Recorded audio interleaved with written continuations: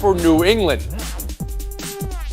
Bill Plaschke, I'm going to ask you what you're doing with this very Thursday results, but I also want you to embody Bill Belichick here, a man on a 5-game winning streak with a rookie quarterback. Go ahead.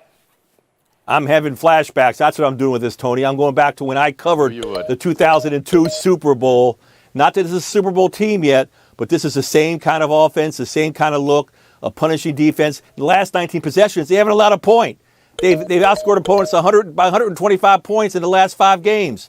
And then they have a quarterback who hits those short passes, has a lot of time to throw, back-to-back 80% completion rate for Jones. That's the best ever for a rookie quarterback. I mean, this looks like a Belichick team at the start of the Brady era. I'm just saying, it looks like it. You're not just saying, you're saying it. Don't put the just in there. You're saying it. Emily Kaplan, are you there with Plaschke after a win over the Atlanta Falcons on a Thursday night game? It's still the NFL. I'm also there, because it has all of the ingredients, right? Like you said, the great defense, the good run game, a quarterback who's not being asked to sling it like Brady wasn't early in his career, just be effective. And Mac Jones, outside of that one bad throw, which was an interception, has been very effective lately. 41 of last 49 passes he's completed. The thing about the Patriots is what makes them exciting isn't exciting at all. It's their offensive and defensive lines that are wrecking people. They don't have one offensive true threat. They're minimizing that by spreading it around. But I like where they're at right now. I'm not going to say it's a dynasty because they got to win games first, but where they're at right now with a couple days to prepare for this really tough stretch coming up to let us know if they're AFC contenders or not, because they've got the Titans, Bills, Colts, then Bills again. Then we'll know who the Patriots are. I love what you guys are doing. You're so flexible. All that yoga. You walk us all the way to the line. Oh, this is Brady and Belichick part 2. Oh, I'm not saying this is a dynasty, but Israel Gutierrez, after a Thursday night game over Atlanta and this 5-game winning streak, what are you seeing with Belichick and Jones? Well, there have been actually some pretty good Thursday night games this year. This was not one of them because of Bill Belichick. And, I mean, look, Matthew Judon, getting him from Baltimore has been amazing, and he has, pressured the quarterback so well. There needs to be, I think, an around-the-horn investigation as to why Kyle Van Noy was not still a Dolphin, because them letting him go back to the Patriots seems like a giant mystery here. And it's exactly what Bill Belichick wants. Not only that defense that he can scheme with talented, athletic players, but when you look at Mac Jones, it's short, quick passes. It's things that the defense is giving you, things that the coaches always tell your quarterback, take essentially what the defense is giving you, and he's doing that, and he's winning that way. The only pass I believe he threw over 20 yards in the air got intercepted yesterday. Yeah. So it's not like he's, the greatest show in New England. It's just doing exactly what your coach wants you to do. And so that formula tells me that Bill Belichick has control of this team. He's doing exactly what they want to do. And so I wouldn't put it past them to put it at the Super Bowl yet, but I'd like to see this next stretch of games first, because their tough next 4 or 5 games are pretty tough. And Monica McNutt. All right, Tony, I'll do it. I'll lean in. Bill Belichick is back, led by Mac Jones. I will say that I think in the conversation that we've had over Belichick versus Brady gets to get on the field instantly, where Belichick needs a chance to groom his guys. I keep saying in the conversation of the Patriots, do we forget that they had a league high of 8 opt-outs last year, which drastically changed the complexion of that squad? I'm not saying that Cam would have been terrific had those guys not opted out, but that was a huge piece of what they did. So you get your guys back, you get a quarterback that's getting the ball out in 2.3 seconds and trusting the system and doing exactly what he's supposed to do. The Belichick train looks to be back, baby. Plaschke back in. They even have their version of Adam Vinatieri. Nick Folk can't miss.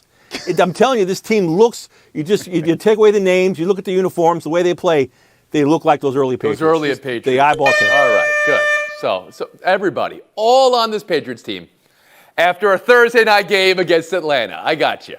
I mean, I'm picking up what you're putting down. You're 5 in a row. Right, the 5 in a row. Lead with that then, Emily. It's the like, NFL. this is a season right now where nobody can string wins together. I mean, Tennessee's got the longest win streak, and then it's the Patriots right after them. And then there's not a team in the NFC even on a 2-game winning streak. We're going to talk about one that's on a 1-game winning streak but playing well. Dallas Cowboys next up versus Kansas City. If I was a fan, I'd watch this game, Mike McCarthy said. That's how you promote one. Mahomes, the bounce-back game last week from when the league deciphered his oeuvre. And the Cowboys put it all together last week against the Atlanta Falcons. Israel, who would you rather be Sunday, Kansas City or Dallas? And then I'll throw another one in here. In this matchup, who would you rather be, Patrick Mahomes or Dak Prescott? I'd rather be Patrick Mahomes, and I'd rather be the Kansas City Chiefs. And this is something I was going to say for the end, but honestly, this is something that I feel like is prominent in the beginning and should be talked about. Is this is the first time he's getting to play against the team that he grew up cheering for, the Dallas Cowboys. That's a huge deal for Patrick Mahomes. It feels like the way he talks about Dallas, the way he talked about growing up a fan there, and you want to put it on them. And he has been great the last couple of games, especially in the play action. And I think not only is that going to help him against this defense, but Dallas is second to last in the league giving up yards after the catch. If he can get the ball into his playmakers' hands and let them go from there, which he's been doing a little bit more lately, I think it's going to be a pretty high-scoring game for the Chiefs. So I wouldn't put past a high-scoring game altogether, but I've got the Chiefs. All right, a little stat upkeep here. Of course, Mahomes had an incredible game last time out, but you've said a couple of good games. 2 games ago was statistically the worst of his career. Monty McNutt, I'll bring you in here. All right, so I'd rather have Dak, but I'd rather be Kansas City. Now, let me explain. I don't think that the Cowboys can win in terms of the conversation around them. If they beat this Kansas City Chiefs team, they'll be down. If they win or if they lose, then they'll just be the typical Cowboys. But I do think when you look at the quarterbacks side by side, Dak has had a tremendous year. He's had 2 touchdowns in the past 6 games, which I believe is tied for the 4th longest streak within their franchise. And then on the flip side, though, I do think the game means more to the Kansas City Chiefs. But I'm just not sure that Patrick Mahomes won't fall into old habits in terms of pressing. So here we go. There it is. Dak over Mahomes. McNutt says it. Kaplan, is she right? No. I'm taking Pat Mahomes, and I like the Chiefs. One thing, too, to point out is that this is the first time a lot of guys on the Cowboys are going to be playing at Arrowhead. I would not discount that. But let's talk about what this game is going to be. Both of these teams combined for 850 total yards per game. It's going to be a shootout. If we're playing on the playground and I'm the captain, I'm taking Patrick Mahomes. And this league is all about peaking at the right time. The way the Chiefs and he played last week, 5 touchdowns, 0 interception, 406 yards, they could beat any team in the league like that. And Izzy was right. The one way they're going to exploit them is with their yards after catch, because the Cowboys are second to last in the league at that. And the Chiefs, they got this guy named Tyreek Hill. They get a lot of yards after the catch. But that was a problem for them 2 or 3 weeks ago. They solved it for 1 game against Las Vegas. Bill Plaschke. I want to get back to where Monica sent us, all right? She's taking Dak over Mahomes in this game and in general. Monica, please volunteer that information right now. Go ahead, Bill. I'm taking Monica in this game on this day. I'm with Monica. I'm so sick of people making excuses for Mahomes. Oh, Mahomes' receivers aren't doing a good job. He's not being protected. Let's face it, Dak's having a better year. He's a better quarterback right now, better quarterback rating, better completion percentage, half as many interceptions in 2 more games. He leads the league's best offense in yards, the league's best offense in scoring. Dak's just a better quarterback, and I'm so sick of everybody making excuses for Mahomes. He's not having a great year. He's not Nobody having his best wants to make you sick over it, Bill Plaschke. Well, they are, but everybody fire takes here. Dak's a better quarterback. Dak is a better quarterback. There is back in.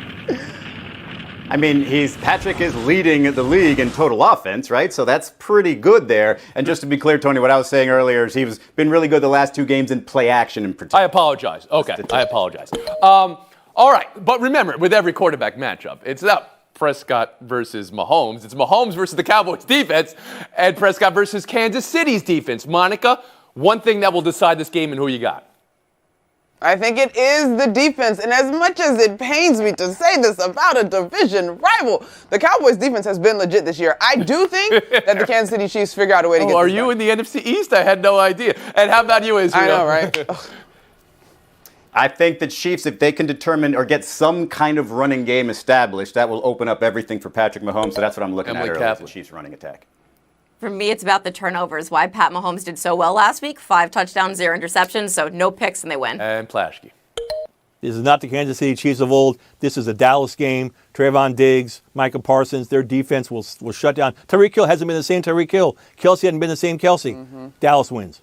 And Monica, just to be clear here, I know you moved in the last month or so. It says New York behind you, but you're rallying and rotting for Washington no matter what you do, just so we're clear on that.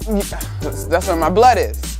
Story you may have not seen, or maybe you have, or maybe you've seen the hashtag, where is Peng Shuai? Former #1 doubles player in the world, has not been seen or heard of since she came forward alleging that she was sexually assaulted by a Chinese government official. This is a Me Too accusation against a former vice premier in China. She courageously posted on social media an email said to be sent by Peng and distributed by the state-run broadcaster saying she's okay has been doubted by many who know her. A revolting severity we may find hard to understand in this country. But a reality we do know and that we have to acknowledge is this. Sexual assault survivors face stigma and resistance everywhere. So as we all open our hearts to finding Peng Shui, find space and strength for all survivors who have had parts of their lives silenced and taken away from them. We'll be back in By Yourself. Around the Horn is presented by Bullet Bourbon. Enjoy responsibly. Part of Happy Hour. Coming to you from the Seaport District at Pier 17. We got a good one this weekend, maybe. Michigan State, Ohio State. This is delicious for this reason. The number 4 team versus the number 7 team, and it's a 19-point spread. Buckeyes favored by 19 over the Spartans? That's not even a game. Bill Plaschke, will this be a game? Buy or sell this 19-point spread? Oh, Ohio State. Oh, great Ohio State. I'm so sick of people giving Ohio State the benefit of the doubt. They've had one big game this season against Oregon, and they lost that game. That's the only powerhouse team they played.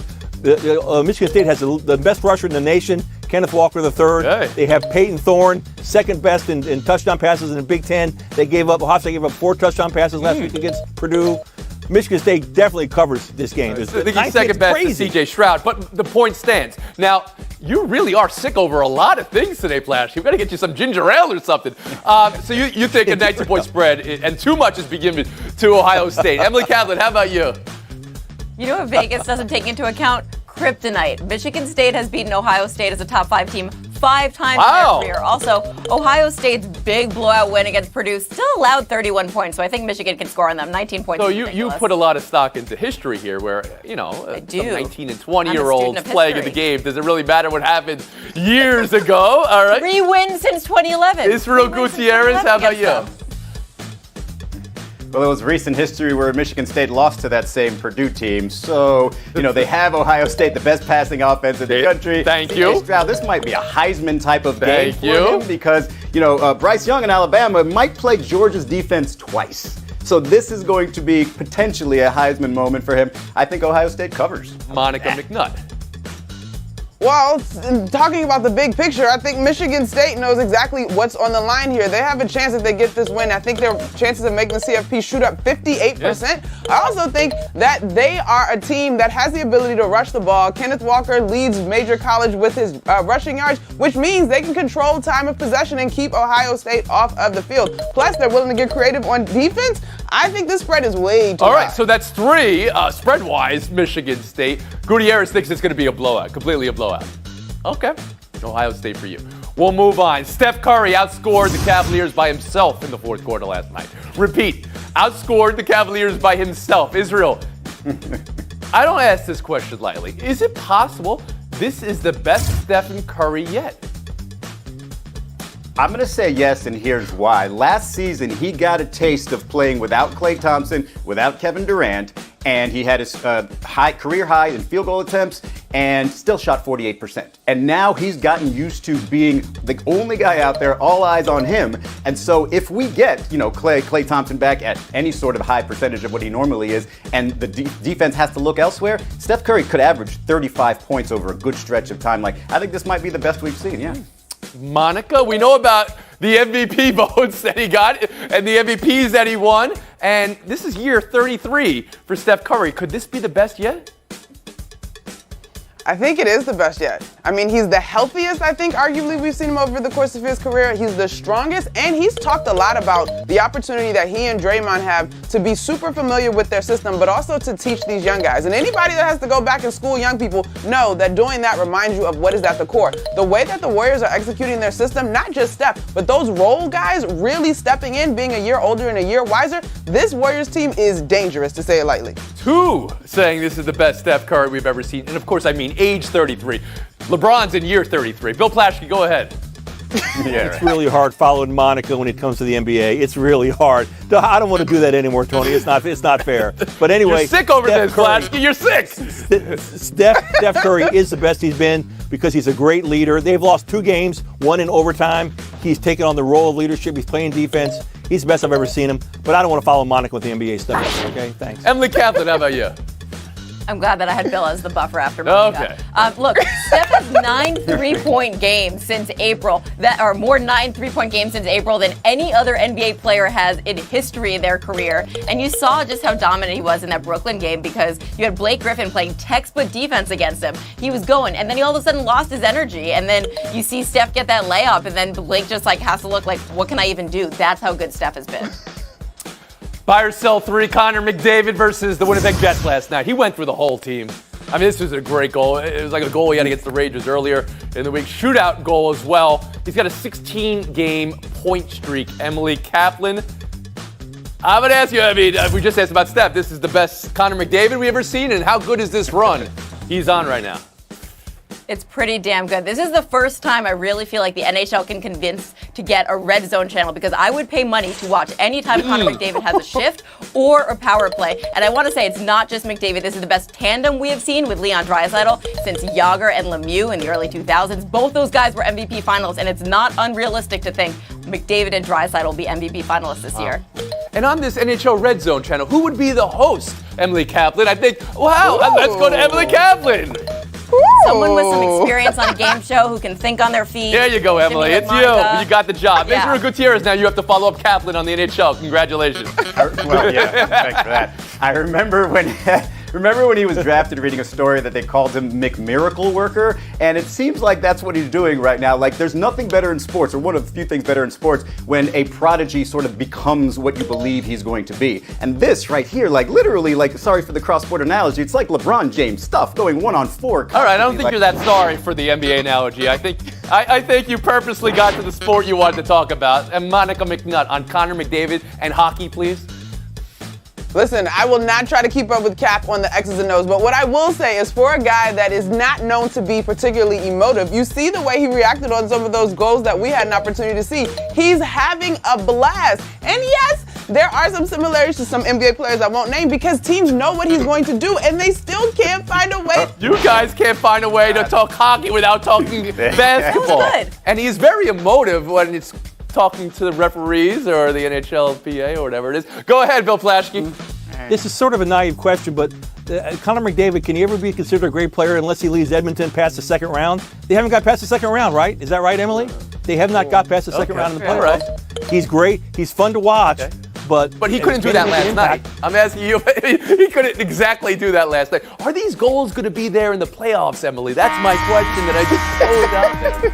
It's an existential question that my colleague John Tortorella wants to know, and I know that Connor McDavid. Oh, there you go. See, it's a good question. Emily said so. Kaplan, McNutt, showdown, 2 minutes. The Cleveland Guardians went live today. Team store opened up, and the sign above the team store fell down. What type of sign is that, Monica? It is a rebuilding sign, Tony. Okay, and Emily, what type of sign is that? It's a sign that the baseball gods don't love your rebrand. Yes, it's a literal sign. Absolutely. Point Kaplan. Let's go. Showdown, only one, and it's the NWSL Championship tomorrow in Louisville. Chicago Red Stars, Washington Spirit. I had a chance to interview a league owner this week. Roll tape. So when they win on Saturday, I will blame ownership for sure for the incredible results. Sarah is going to be out of her mind tomorrow for Chicago. But this is a fair and balanced preview. Ashley Sanchez is so bold for Washington. Trinity Rodman is an emerging force, and their defense very stout. So, Sarah's Red Stars with Mallory Pugh, we just learned, will be playing, or Washington Spirit. Who you got, Emily? I got Chicago. Mal Pugh is a game breaker. Plus, they lead the league in interceptions, tackles, and red cards. Exactly what I would expect from a Sarah Spain-owned team. I see what you did there. Monica McNutt? At the risk of later being tortured by our good colleague Sarah Spain for picking my Washington Spirit, I think you got to look at Aubrey Bledsoe, who has had to deal with 17 targets on goal and denied 16 of them, and they've got the Rookie of the Year. I'm going with the Spirit. Are you with Spain in spirit at least? How could you go again? Unbelievable. Emily Kaplan, take the FaceTime. 30 seconds.